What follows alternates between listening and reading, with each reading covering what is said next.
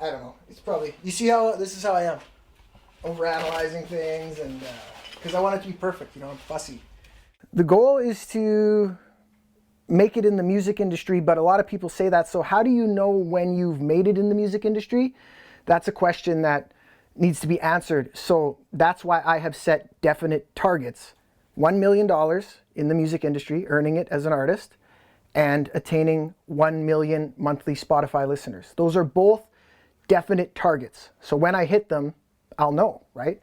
And that to me, that'll be a big step, but like I told you earlier, I don't know if I'll be satisfied at that point. I'll probably set something else. That's just how I am. Always scratching and clawing and scraping and working and persevering. Like that's what keeps me alive. I love to always be working towards something. I think we need that as human beings. For sure, the At Least a Million mission is a YouTube series that I independently film and upload, and it's all about my struggles in the music industry. It's about debt that I've accumulated in the music industry, and in the series I make a declaration that not only am I going to get out of the debt that I'm in, but I'm going to earn $1 million in the music industry, and I'm going to attain 1 million monthly listeners on Spotify. I could have just sat there in my own sorrows, being sad about my debt, and no one would have known, or I could flip it, use it to my advantage, use the story to my advantage, and post it. You know, a lot of it is you can transmute negatives into positives and find something good inside everything bad. I believe that. I'm moving in the right direction. I'm happy with it, and that feels really good because it took a lot of courage to put those videos on YouTube in the first place. That's why when I launched it, I actually launched I think it was like 7 or 9 videos all at once, because I was filming this, but I didn't have the courage to post it yet. And then one day I had like 7 or 9 or whatever. I was like, today's the day. Okay, I'm posting it, I'm putting it out there. And it was a way for me to hold myself accountable.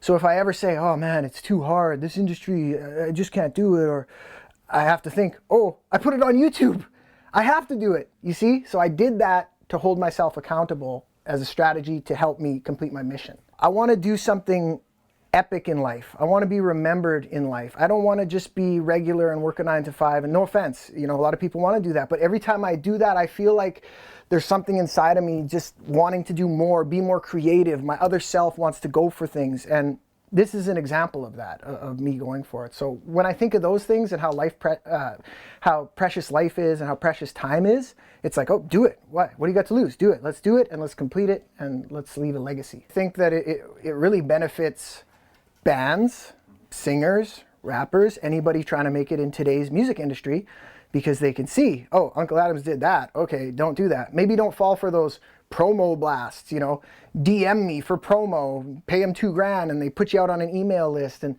there's a lot of things like that in the music industry where people take advantage of artists and get them to pay large sums of money, and then it doesn't really do anything for their careers. So I try to show people, you know, create your own content, put your own story out there. That is the stuff that'll get you further than just paying people to make you famous.